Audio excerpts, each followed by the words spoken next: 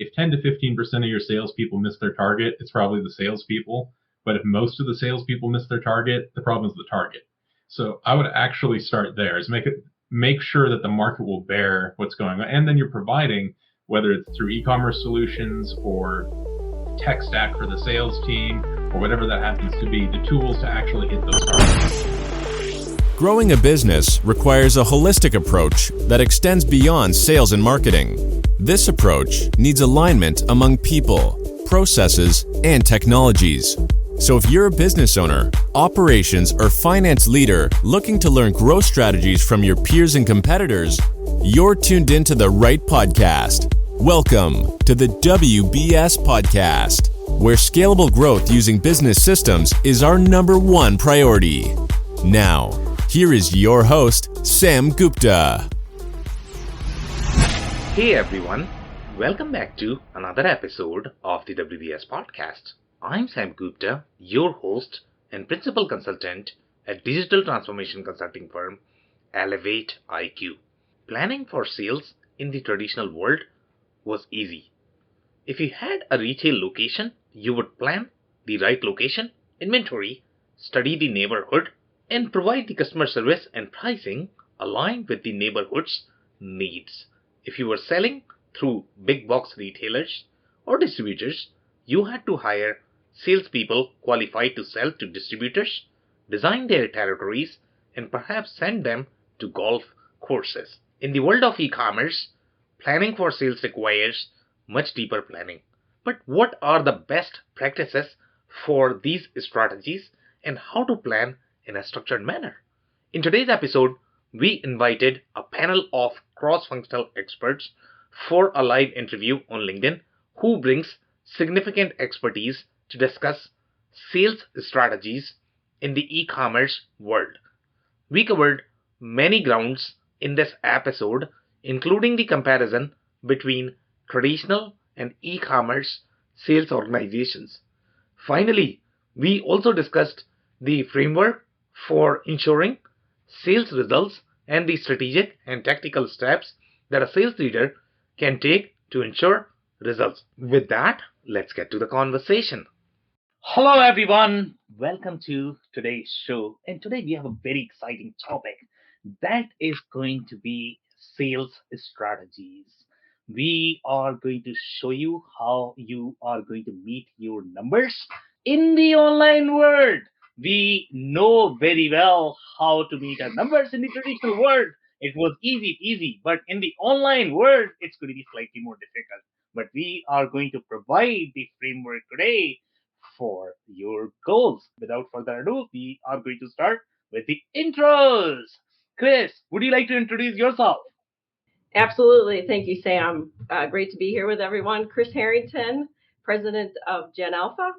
We are a solution provider of e-commerce, e-catalog, and analytics for equipment and parts manufacturers and distributors. So such a pleasure to be here. Frequently, I'm talking about B2B sales. So that's kind of the perspective I'll come from with any of my answers today.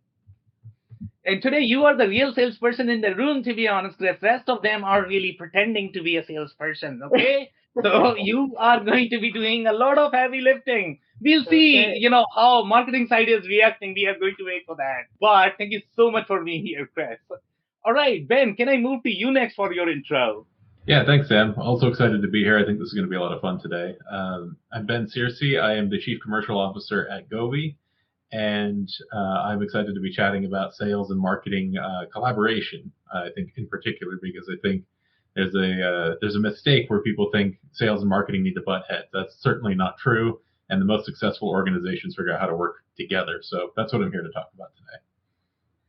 So my expectation was that, we were going to actually butt head today. I mean, that's what I want, to be honest, on this show. Okay, but we'll have a lot of fun. Thank you so much for being here, Ben. Eric, can I move to you next for your introduction, if you don't mind? Sure. I'm Eric Landman. I'm the e-commerce division manager of Earthling Interactive, and I'm a developer by trade. Built out over 50 websites, e-commerce sites, variety of platforms. I'm a Magento certified solution specialist, and I've worked with Shopify also. So my role is to listen to what the salespeople say and try to collect the requirements and figure out how to make it all work. Yeah. And Eric, trust me, today is going to be your day. You are going to see how to meet the numbers, how to do sales. This is going to be so much fun. Thank you so much for being here. Okay. Dave, can I move to you next? You bet. Hey, everybody. Dave Meyer with BusyWeb. BusyWeb is a growth marketing agency located in Minneapolis that has been helping manufacturing and B2B services companies drive new leads and new sales for a long time, for 22 years, in fact. So what we do is we help drive traffic, and then we help automate the sales response to engage people and actually close those deals. So we absolutely help our clients with sales.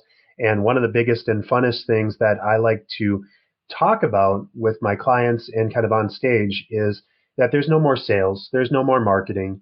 It's smarketing, it's revenue, it's growth. We all need to be on the same team. And that's what I'm going to talk about for my part today. Okay, amazing, Dave. And I remember every single comment that everybody makes on this show. And I remember in the last panel, there was a comment related to salespeople being coin operated. So let's face it, today you are going to be coin operated because you are a salesperson today in this show. Thank you so much for being here. Steve, can I move to you next for your intro?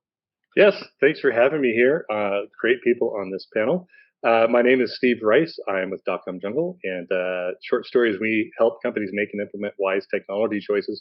And a lot of what we do is sort of at the other end of the marketing and sales by providing the technology pieces and sort of lifting up the vision, if possible, to answer those questions about what our winning aspiration is and what our actual larger strategy is, so that the people who are in the marketing sales can actually apply the strategies and individual tactics to succeed. So I'm definitely going to be in the category, I think, with everybody here, but Dave and Ben said it most loudly, that it's a relationship and it's a teamwork issue, and marketing sales are not different, and technology that drives the company is not different from the technology that drives marketing or sales.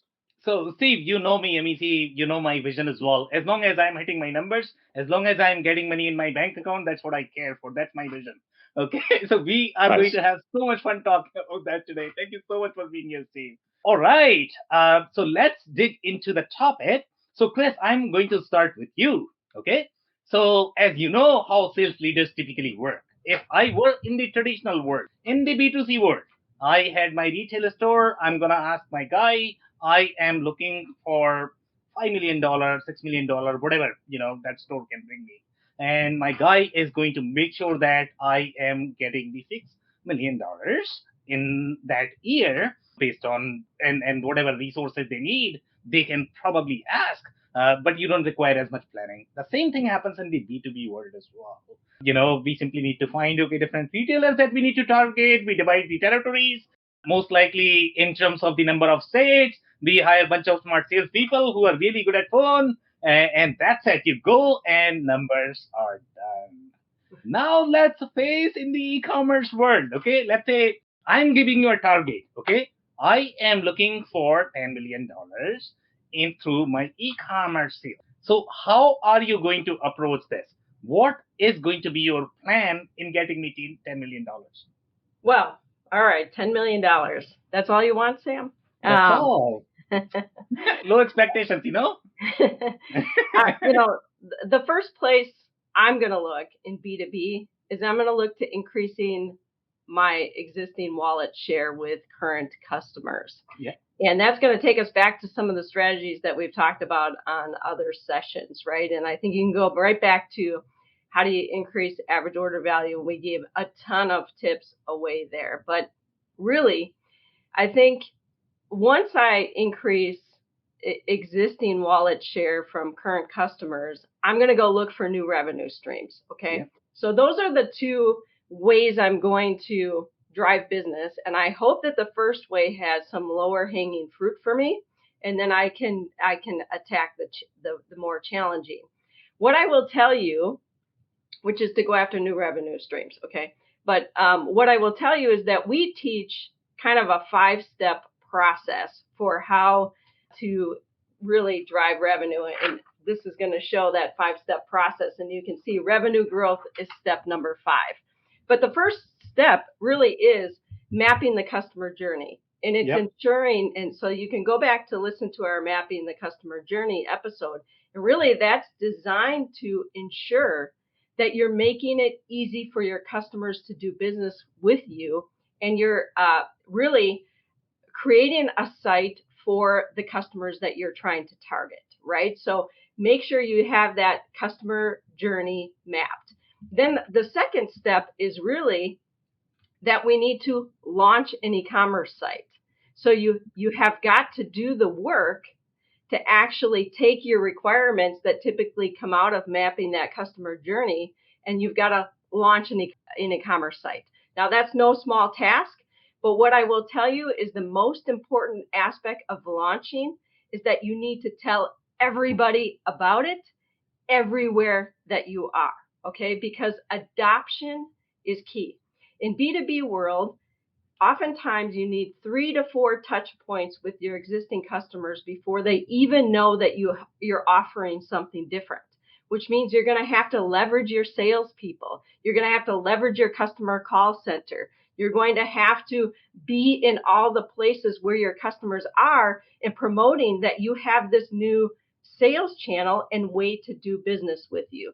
So that launch, the communication, the getting people on board. Often we've seen, sales teams be incentivized to grow revenue because there is going to be, and we've talked about this in past episodes, but in the B2B space, there's going to be some left pocket to right pocket action when you move online, right? You're not going to you're going to be shifting your business from one way of doing business with you to the new way of doing business with you. But if you don't shift them, then you can't find those unique ways in in that digital transformation space to upsell, cross-sell, bundle, all the different things we talked about to increase your average order value and ultimately to increase customer lifetime value. So you get the adoption, and I'm going through these quickly because I know the team's going to have a lot to add to this. But you're going to increase that customer adoption. And the reason why you want it the most is because my number one favorite thing to talk about is gathering product and customer insights through analytics.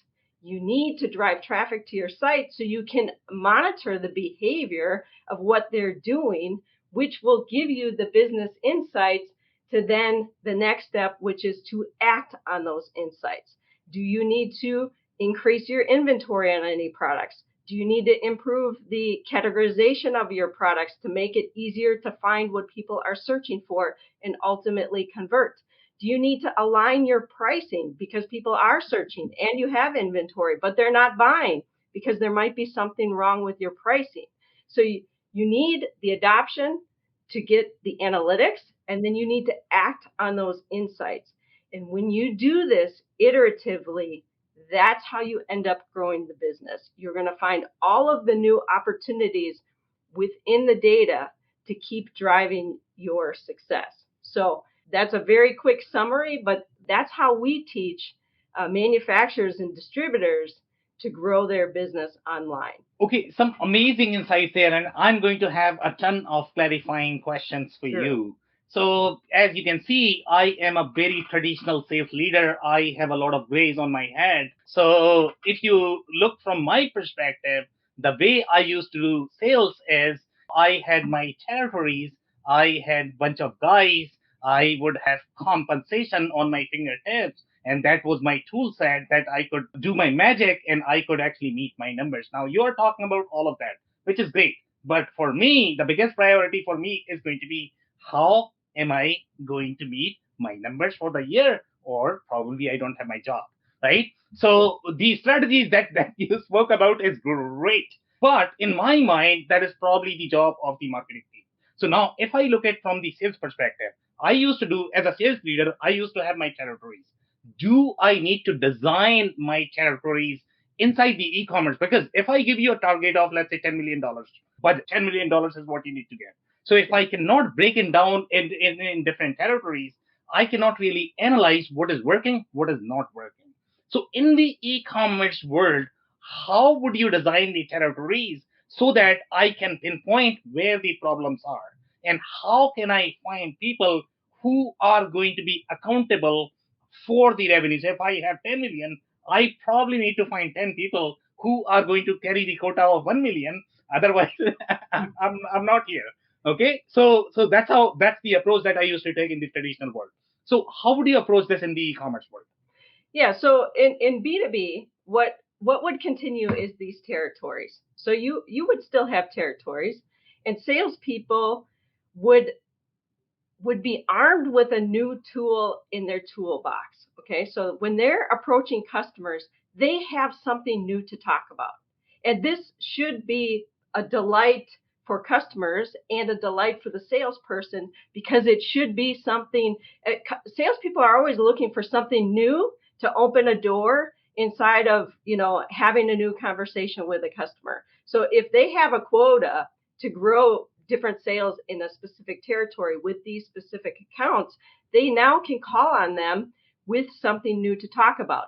And they can take all of the reasons why that new e-commerce channel is going to benefit and help them. So if they've done the customer journey mapping, this is a solution that is going to help this customer and ease the process of doing business with that salesperson's company. Okay, so they're going to go in, they're going to talk about it, and hopefully they're going to be incentivized to get people to register and incentivized to get people to start placing orders online, because that's how we increase the adoption, so we can get all of the other items in.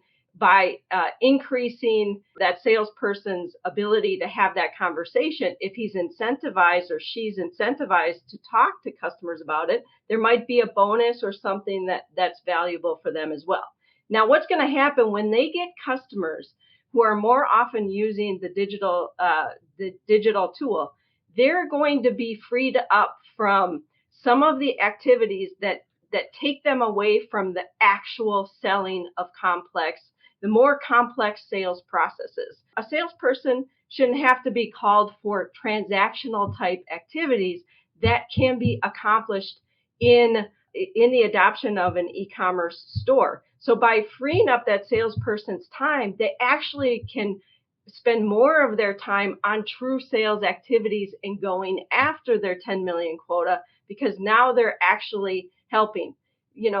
Sales don't go away just because the e-commerce is an option. The salesman should be able to better his or her game by providing the e-commerce store and its benefits when those are appropriate, and then that specific conversation with the salesperson, having their time, their response time, so that it can facilitate selling more and helping them achieve that quota. Okay, amazing. Thank you so much for those insights, Chris.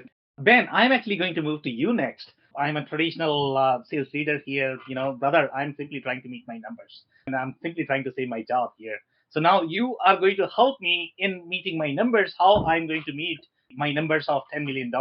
Would you take the same approach as Chris has taken, or would you approach this differently? Actually, there's quite a bit that is pretty much exactly the way I would do it. First, I would call Chris and then talk to her. But yeah, there's actually quite a bit of that is pretty much the same. I think one of the big things which you just touched on, Chris, was the how much can essentially be automated? How much can you free the salesperson's time while giving them an incentive? Because you don't want to say I'm taking away 50% of your revenue because you're no longer selling to this person. But it's more profitable to, making up numbers, of course, rather than paying a 15% commission, pay a 5% commission on renewals online, and the salesperson has more time to focus on the things that are a little bit more complex of a sale. Larger items, larger POs or RFPs have a tendency to take longer. So let's get them on those 15% commission deals while letting this other stuff kind of operate on its own. But I want to go back even further. You said $10 million. One thing I think companies need to look at more specifically is that an actual number? Have they done the research for the target market, the product that they're offering, et cetera? Because I think it was Harvard Business Review did an article not too long ago where they're quoted saying something like, if 10 to 15% of your salespeople miss their target, it's probably the salespeople. But if most of the salespeople miss their target, the problem is the target. So I would actually start there, is make sure that the market will bear what's going on. And then you're providing whether it's through e-commerce solutions or tech stack for the sales team or whatever that happens to be, the tools to actually hit those targets. So I don't want to rehash what Chris was just talking about. I agree with all of it. Let's just add to it some of the tools that can make that easier. One of which I'm a fan of chatbots and live chat. There's a lot of different tools out there that really simply can just, especially if you're a global company, it can route to whoever's online at the time. I remember I was chatting with a CEO at one point, and they mentioned that the best time to catch a C-suite person and actually get them to talk to you is something like 9 o'clock on a Tuesday evening. The reason being they're caught up over the weekend and they're just kind of sitting there on their couch watching Netflix, kind of cruising through their emails or something like that. Well, CEO comes online and says, yeah, I want to chat with someone. By the time they submit the form on the website and you get to them tomorrow, you're probably not going to catch them anymore. But if you have a live chat that you can route there or a chat bot that can schedule the appointment right then, I think that's a big win.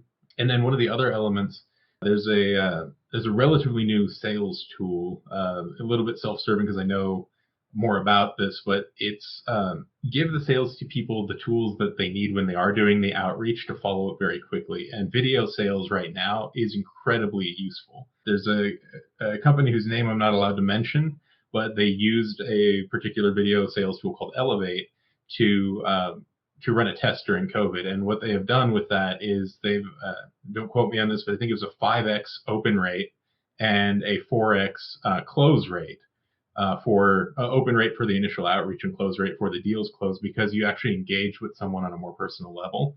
And if you can encourage your salespeople, give them the tools to get those kinds of numbers, they can focus on the high value targets. Which leads me to my last point, then I'll open it up for questions or sharing it over. I personally, to your point about territories, I'm an ABS and ABM fan, account-based selling and account-based marketing. It allows your sales team and your marketing team to be significantly more specific about what they're doing. And of course, if other things happen, someone comes in, they're not part of the account, oh no, you just assigned it to a salesperson and it helps with their numbers. But this gives the company a better opportunity to create a consistent user experience all the way through. And I think that is an important key. I don't want to see an ad that looks like one thing and go to a website that looks completely different and then talk to a salesperson that doesn't match all three of those things. So consistency of messaging and user experience is key, tied to everything else in one lump. And now I'll be quiet. Okay, amazing. So I'm actually going to have one clarifying question for you as well, if you don't mind. So this problem, one of the problems that you mentioned, this actually existed in the traditional world as well. So if I compare, if I give $1 million quota to my salesperson, he or she is going to whine all the time that, I can no way get $1 million from this territory because either they're small or there are no enough customers or whatever. So we always had to struggle with those challenges. So now to your point about, let's say, if I give you $10 million quota, and obviously you are going to do some sort of validation. So what are some of the strategies that you have seen in your experience to validate how much is the market potential in the market? Yeah, absolutely. So one of the things we look at, especially with the account-based selling and marketing, is what is the total addressable total addressable market. It's really easy, especially in the United States, for someone to say, wow, you think I'm going to sell $1 million, but there's not that many companies.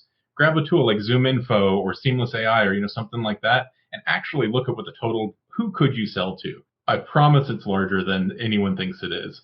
So that is, I think, the very first thing is look at a total addressable market, then look at the quota that you're giving people. And, a $10 million quota for a year on, it doesn't even really matter what it is. That is going to be 0.1% or less of the total addressable market in most cases. And putting those numbers in front of the salespeople, to me, has always been helpful to explain to them. You never want to say we're going to get X amount of market share for sure, but if you can say we're not even trying for 1% market share, we're just trying for a percentage here. I have never had someone come back and say, oh, well, I don't think I can get my 10 million quota anymore. I don't think the company can get their 10 million quota anymore, because you're talking about a $5 billion industry or whatever it is. So look at the total addressable market and then figure out what portion of wallet share you're trying to get there. Okay, amazing. Thank you so much for that, Ben. And Eric, I'm actually going to move to you next. So I know that you are not probably going to like the sales job, but for today in this forum, you are going to have the only job, which is called sales, right? So now, and obviously your interaction is going to be more from the enablement perspective as opposed to more of from the execution perspective. So let's say when you are enabling these territories inside the systems, obviously you need to know how the territories are going to be mapped out. So let's say if you were the VP of sales for today, how would you approach the territories? How would you make sure that you are able to meet your numbers if I give you $10 million target? Would you approach it any differently from Chris or Ben? Are you going to have anything to add there? Thanks, Sam. What they said sounds lovely. I'm neither in sales nor marketing, but I have had to do that, so I know a little bit about it. I think we would start with a customer journey to try to understand who there are. We have experience in both B2B and B2C customers, and it sounds like so far most people are addressing B2B markets. I mean, inferring this from their comments, because you don't typically assign salespeople to retail customers unless they're very large. So the suite of tools we would use would be different. But how I would do this with a VP of sales is, I guess I would start with data and analytics to see what the largest targets are. That's what I did when I ran my own business. And we right now, manufacturing for Earthling Interactive, manufacturers are somebody that we look at as behind the curve, and so that's one of our target audiences. So I can say that from personal experience. So we do some basic research, and again, I'm not in sales, but we would do some basic research. We'd build a suite of tools that allow us to market to them. And the tools we would probably use is a combination of inbound marketing, thought leadership. We do a lot of that. Videos and, participate in events like this to try to attract them, and then the prospects. And when they come in, we would do our due diligence regarding what sort of prospect they are, what market sector they're in, and what the valuation of their company is, because we are looking for companies in a certain particular slice of business. And then we would assign a salesperson to them, and we put the tool we use, in fact, for most of our marketing is SharpSpring. There's many others around, but that's one of the tools we use, the biggest one. So that's kind of how we would go about it. Okay, amazing. Thank you so much for that, Eric. And Dave, I'm actually going to move to you next. I know that you are going to talk about, the SEO, the backlinks, but what matters to me, I only understand the numbers here as VP of sales. So tell me how I'm going to get my $10 million in this year. Absolutely. So what you need to do when you're serious about hitting your quota is work backwards from the numbers, right? So how do you get a certain amount of leads as a B2B, as a manufacturer, and you just need to work the sales ratios to go backwards from that. So if we're looking at, we need so many customers, we need to back up to how many opportunities we need, and then we need how many SQLs, sales qualified leads, MQLs to leads to prospects and visitors. So from the top of the funnel down, I need so many visitors and so many interactions on my website. And Chris did this brilliantly. She said, you need to have as many people as possible completing orders on your website. Your website is actually your most consistent, always on salesperson, right? So if you can get as many leads as possible into that website, and if you're doing easy transactions and giving your opportunities for your sales team to those deals that actually need to be worked, right, then that lets you get to that level where your sales team can be much more helpful and useful to your clients. And at the same time, you're trying to bring back and just have your website and your e-commerce tools level set and do a lot of that for you. So as I move from prospect to visitor to lead to MQL on the marketing side, on the Dave side, my job is to give as many of those marketing qualified leads to the sales team, where they can then verify them themselves by connecting with them, contacting them, turning them into sales qualified leads. And those sales qualified leads then turn into opportunities. We work them through the CRM, and we back up into inbound marketing and ABM and a lot of those things to continually re-engage the people that are either considering but haven't decided, that are tire kicking, or that are just trying to figure out where they are in their buyer's journey. So your job, our job, from the technology perspective, is to give the sales team as many opportunities to succeed by giving the customer, the prospect, as many ways to set their own narrative as possible. It almost needs to feel like a choose your own adventure when someone visits a B2B website or a manufacturing website now. You go there, you say, okay, I need this, and then your content should do the rest of the work. If I click on something that says that I'm interested in stamps and dies, I should get more stamps and die information from that website via emails or via connections or via automated chatbots like Ben said. So the more you can do that, the more you can deliver, the more it feels like you're having a conversation instead of just trying to sell. People love to buy online, but nobody likes to be sold. So you need to work that conversation and make it a more interactive engagement. Okay, amazing. So amazing insights there. And I am probably going to have a clarifying question for you as well. Obviously, people don't like to sort of get sold, but I mean, see, it's my job to sell and I need to sell. Otherwise, I'm not meeting my numbers. My family is not eating. So that's my job, right? So here, one of the things that the sales leader is going to advise is don't boil the ocean. If anybody is going to boil the ocean, things just don't work out.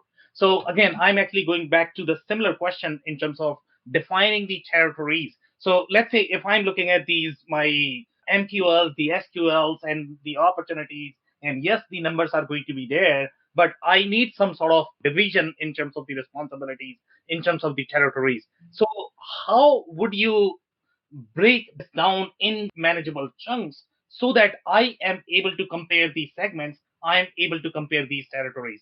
What will be your approach, Dave, in terms of dividing this, the $10 million plan into sort of the $1 million plans? Sure. So what I would do and what we do with our clients at BusyWeb is we work backwards from how much revenue we need. So we say 10 million, or so 10 million in revenue. And then we work out how much revenue per sale that is. For easy math, let's just say it's $1 million in sales, and so I need to make 10 sales, right? So I know how many leads I need because I know how much revenue I need. And then I know that so many people need to visit my website in order to get a click on or a completion. And so we'll say a 10%, for if we do round numbers all the way across, let's just call it 10%. So if I go, and I'll actually do real numbers for a second. Yeah. So we have 10 million in revenue. And if my average deal size is $1 million, that means that I need 100 customers. Or no, just 10 customers, right? So for that 10 customers, I need probably 20 opportunities. And I know with my sales team, they're very effective. They can do about 50% of the time. So I just need 40 new deals that my sales team is working. And I know that in order to get that, I need, let's just call it double again. So I need 80 MQLs. Yeah. And then I need 160 leads in order to do that. And I need probably 320 visits to my website of qualified people. So we work all of that backwards. And I actually have a lead calculator that I'm going to try to find and post in the comments, because this isn't hard math, but unless you think about it, and unless you actually start inputting these variables, it makes it really hard to get buy-in as a sales leader or as a marketer. So if you do that, use the lead calculator that I'm going to find and I'm going to post in here. And then you can just work backwards and say, boss, we only need 1,500 more people to our website every month if they're the right people. And then you can work forward from that, right? So I think that's a detailed answer to your question, but the round answer to your question, or the more generic answer to your question, is you just need to figure out what levers are affecting your sales. So if your sales team is doing what they need to do, then they're going to produce X amount. But if you don't have the numbers, if you don't have a CRM, if you're not looking at your reports, you have no clue. And I run into tons of businesses, especially in manufacturing, where they're working off Post-it notes and Excel sheets. So unless you have a reporting system, unless you're using a CRM of some sort, it makes it really hard to actually pull those levers and do what you need to do. So having the right data and making assumptions based on what that data is where it's at. Okay, amazing. Thank you so much for that, Dave. And I am going to have a follow-up question, but that is actually going to go to Steve, because he is from the B2C market. And when we look at the B2B world, Steve, this calculation is going to be far easier. In the B2C world, when we are looking at $10 transactions, and we need to meet $10 million quota, it's far more difficult to be able to do these calculations. And you actually bring a very interesting perspective because you actually, work in the store planning space and now you are in the e-commerce. I know that you always talk about that your website could be the biggest store. I get it. But let's say if you were to design these territories and if you were to do the structured planning to meet your numbers, what will be your approach, Steve, to meet the $10 million quota? Great question, and thanks for asking. And it's funny. I'm usually, when you come to me, the website guy that talks about data and structures and systems, and everybody's done a really good job of that. So I think the best answer I can bring to the panel today is to talk about it from a consumer products goods standpoint in terms of giving salespeople the stuff to actually sell. And what I would say is, if you're somebody like, say, I don't know, I almost called Yakima. YKK is a famous zipper company, right? Yeah. And if they only made one size zipper, they wouldn't be a very good zipper company, right? And so they're looking to actually dominate the zipper category, which they do. High-end zippers, YKK is the company in the world, right? Now, what I would say is if you're a manufacturer and you make products both for wholesale and for retail, you need to be considering what your market spread is. Is your product mix actually picking up all the little pieces that you can? And if you're somebody, I'll use YKK as an example, why not become not just the zipper people, but maybe the fastener people? Because a lot of the zippers are made in the same places where Delrin buckles are made and other types of materials. And so on a smaller scale, if you're an outdoor clothing company and you only make a hoodie, a pair of shorts, 2 t-shirts, and a women's yoga pant, you actually could add $10 million to your sales just by recognizing that actually every category of clothing, from shirts to pants to shorts to swim trunks, between men's and women's, needs 4 products a piece at 4 different price ranges. Well, if you fix that product mix and put that in the hands of your salespeople, and you've talked about territories and whatnot, but basically if everybody's got their territory and you say you've got these 3 states or 5, you've got these 5, you've got these 5, you've given them the powerful tools they need to go in and sell not just a product, but an entire line, and in the case of clothing, women actually buy outfits, men buy garments.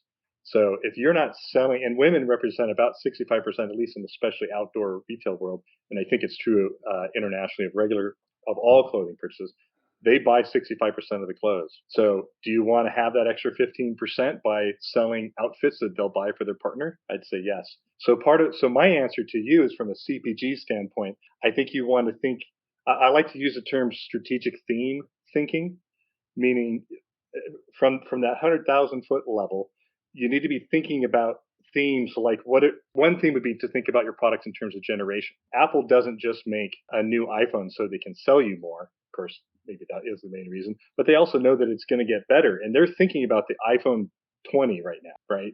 And we're sitting with the 12. You need to be thinking of your products like that. You don't need to build obsolescence into them to actually make them better. So think about your themes like that, and think about product mix as a theme.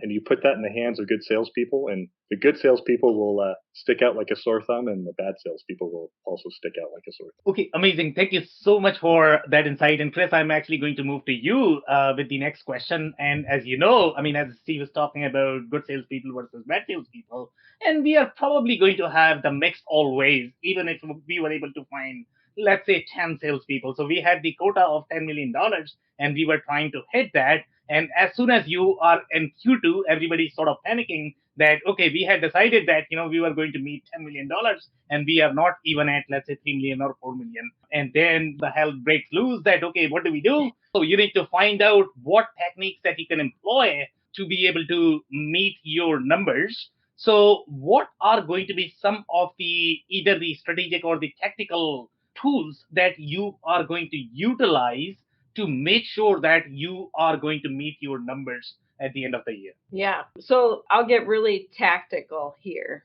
right? And I think this separates the good people, the good salespeople from the other salespeople. And that is that they're going to do their homework before they visit their clients, right? So And here's what I mean by homework. So again, if we've done the work as a company to map the customer journey and launch an e-commerce site and tell everybody we know about it, before I would go in and visit my customer, I would go in and see what percentage of their sales are they doing online today versus offline today. So that means they're either using my time to process the sale, or they're going through our customer service department, or they're fully they've fully moved online. That's where, and if I believe as a salesperson that that sales channel, that e-commerce sales channel is such a value to them that they should want to use it. So I want to keep telling them about it. And I also believe that their average order value is going to go up if they do that, which means that I'm going to get faster to my $10 million, right? So by deploying all the strategies that we've talked about in other sessions, I want them on the site because they're going to be happy, satisfied customers and want to keep coming back to us for business. And when they need me to be useful, they will call me to be useful, but all the other times they're going to be using this awesome tool that we've built that makes their job easier. So I'm going to do the homework.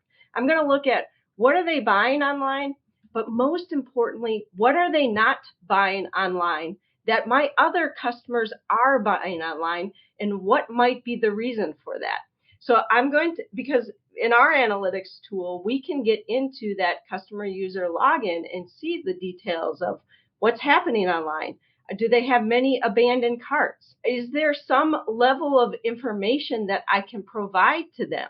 Maybe they don't know how to use the website. Maybe they've lost their password. Maybe they don't understand the value of the website. So by doing my pre-planning, I'm going to go in and show them how, again, in our world, how to be sure that we are helping them identify the exact product that they need for the piece of equipment that they own, right? So how it's safe, how it helps them do their job, how we have created bundles, and how we've created kits that not only when they're looking for one component, we've packaged other components to make their job easier.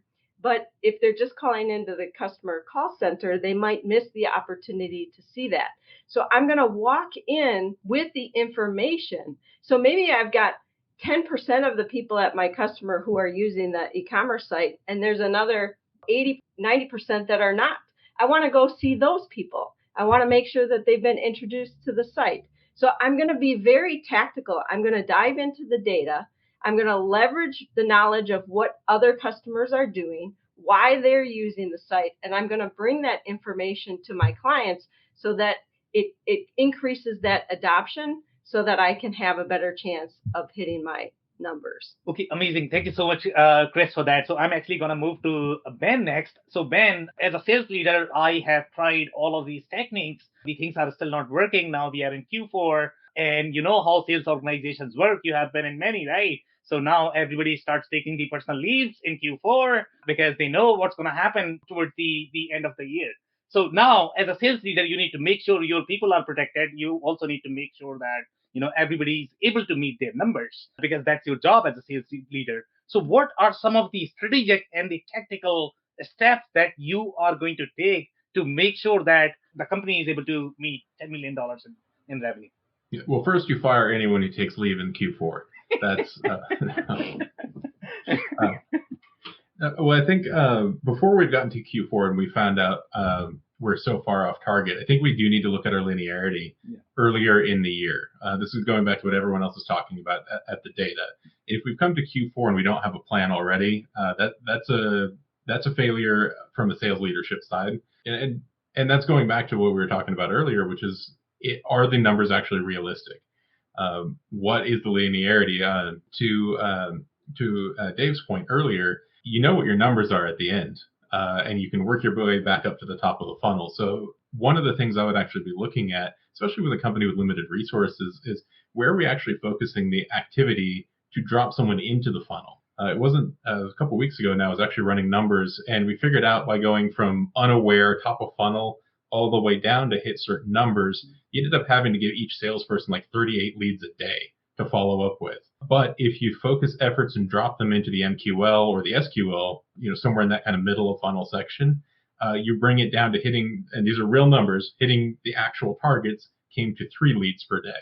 And that just happened to do with limited budget, limited resources. Just where are we dropping them in the funnel?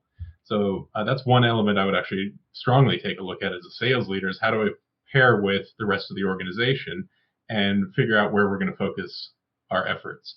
One of the other things, going back to the e-com site, this is a little bit more on the consumer side of things, but is still relevant in the B2B space. Get the friction reduced. I think there was something like 58% of abandoned carts were because people found an unexpected cost. You know, you're buying a thing, it's $100. Also, it's $75 shipping. Well, 58% of people will, or 58% of abandoned carts were specifically because of that, or lack of transparency in how much they're paying. So, to everyone else's point, figure out the friction that is being caused on the website by looking at the data and looking at the customer journey and reducing that as much as possible. So you're in Q4, you're figuring out what's going on. That means you have 3/4 of data to look back at. Where did people get stuck on the website? Why are we not going back to the average order value discussion from a couple of weeks ago? Why are we not optimizing that? And the last thing I would say on this is, if we haven't done this already as sales leaders, we should have, going back to chatbots or literally anything else. If someone hasn't bought, why aren't they a lead? Because we should be nurturing them in some way. Some sort of incentive to get their contact information. If they've converted a new customer, amazing. Let's shoot them a nice email, make it an amazing experience with their customer. But if they haven't, we should be nurturing those people. And we're in Q4, sales team isn't hitting their numbers. You got a massive lead list from the last 3 quarters. Get it. You've got 10 people and 500 people on that lead list. Awesome. 50 each. Go. Because you've had a year of nurture for those people. Okay, amazing insight there, Ben. Thank you so much for that. Steve, I'm going to move to you next, because last time you did not get opportunity to talk as much. So this time, here's your chance. And by the way, I mean, when we talk about Q4 firings, as we know, salespeople are really, really good at messaging. Okay, and one of the things that you are going to notice is none of the reasons when they actually disappear in Q4 are going to be related to not meeting the target. They are probably going to be personal reasons. So obviously you cannot fire them. Okay, there's no way you can fire them. But as a sales leader, you need to meet your numbers. Otherwise, you are definitely going to get fired. Okay, so Steve, some of the strategic or tactical activities that you are going to take, or the steps that you are going to take to make sure that we meet our numbers as a company. Well, I'm going to say, if you don't know your folks, I guess in the world I live in, if you don't know your folks are going to meet their targets in Q4 by the end of Q2, then you aren't planning properly, and your people don't have the systems in place to actually succeed. So, with our clients, we're looking out more like 6 quarters out, and we're looking at product development, R&D, release dates, and we're looking at the capabilities of the shipping department, and how much volume they can do, and how much of that might get pushed to Amazon as a shipper for us. So, when you're a manufacturer and you're selling CPG, consumer product goods, and you're selling into mom and pop shops and big box stores, those orders should be placed well in advance. And so really, in my world, a salesperson who doesn't hit their sales quota for Christmas season, we probably already know that something's wrong in about June or July. And so we really need to be looking far ahead. So the answer is, what do you do to help them do that? Which is, I think, your real question. How do they hit their goals? Is you have to give them good products to sell. You have to give them the tools to do it. And I know that sounds a little bit generic, but we're really just talking about good systems, which everybody sort of mentioned, and good people. And I literally just got off the phone, an hour and a half ago with a company that went to the trade show, and they realized that a bunch of their consumers actually knew how to use CSV files, which they hadn't experienced at any trade show previously. And we think it's because COVID made them learn how to do it.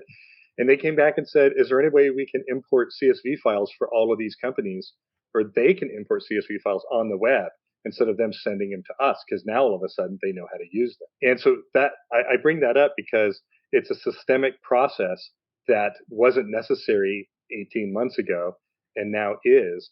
And being able, having a sales rep or a dealer able to actually do that is actually a way to decrease their workload and increase the opportunity for them to go out and get more clients or more sales. Okay, amazing insight there. Thank you so much, Steve, for that.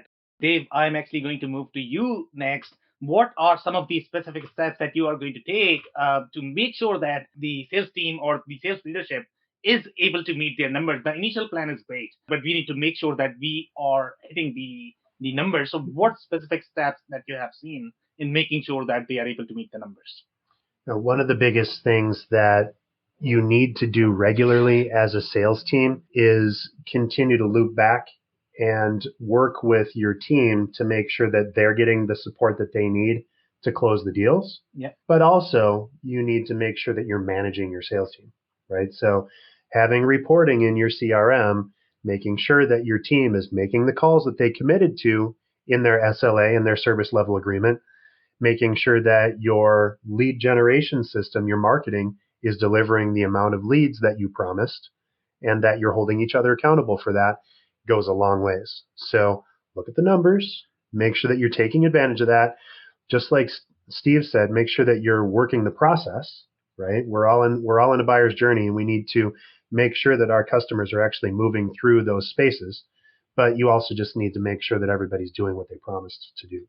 And if they are doing those things, but you're still not getting the numbers you need to do something else, right? So you can't just sit on your hands and not do anything.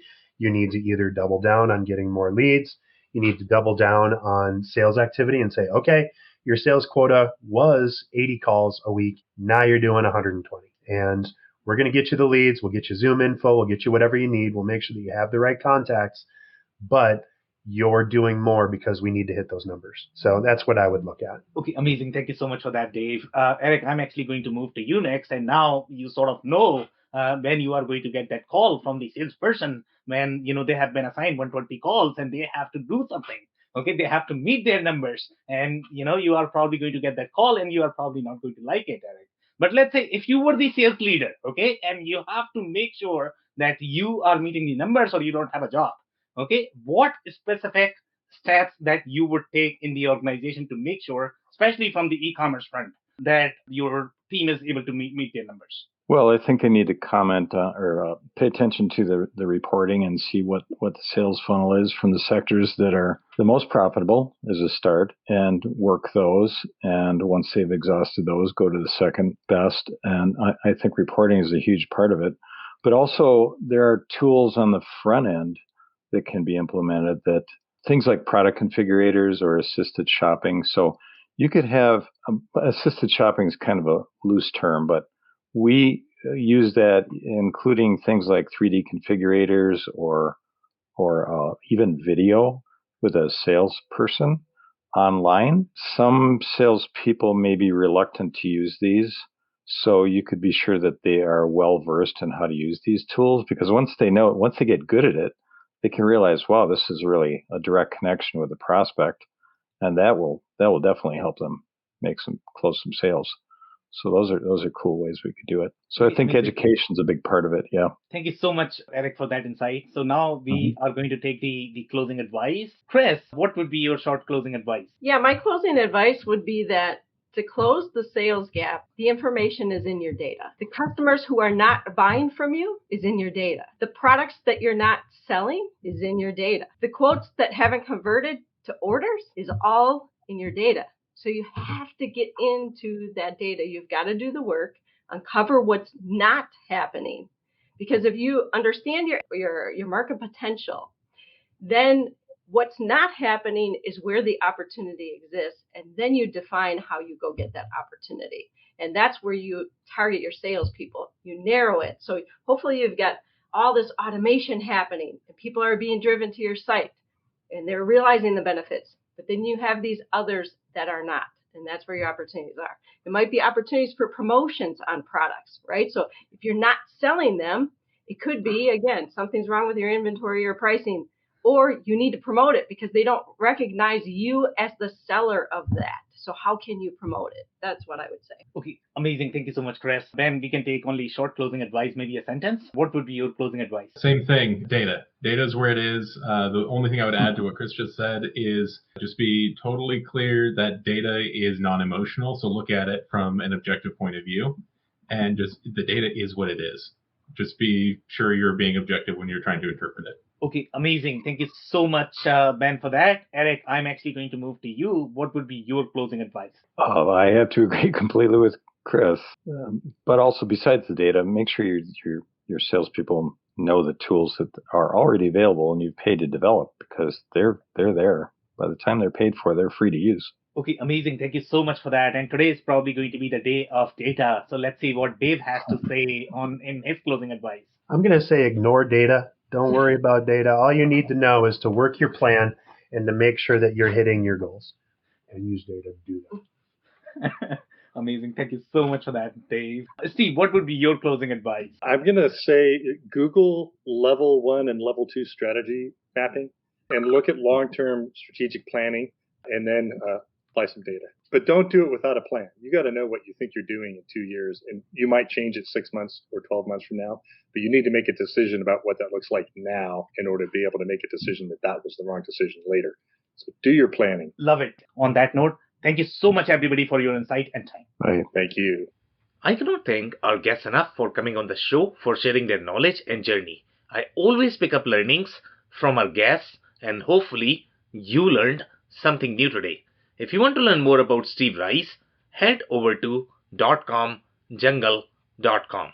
It's DOTCOMJUNGLE.com.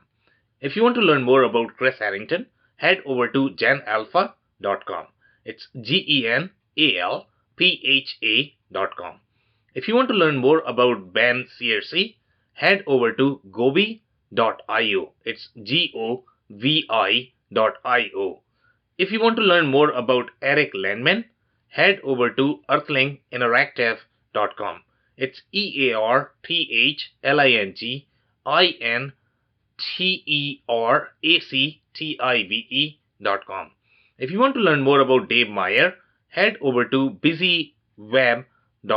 It's BIZZYWEB.com. Links and more information will also be available in the show notes. If anything in this podcast resonated with you and your business, you might want to check other related episodes, including the interview with Enrico Paradi, who describes the sales organization's key components. Also, the interview with Jeff White, who discusses why it is so important to identify the ideal customer profile for your offerings to streamline your growth. Also, don't forget to subscribe and spread the word among folks with similar backgrounds. If you have any questions or comments about the show, please review and rate us on your favorite podcasting platform or DM me on any social channels. I'll try my best to respond personally and make sure you get help. Thank you, and I hope to catch you on the next episode of the WBS Podcast. Thank you for listening to another episode of the WBS Podcast. Be sure to subscribe on your favorite podcasting platform so you never miss an episode.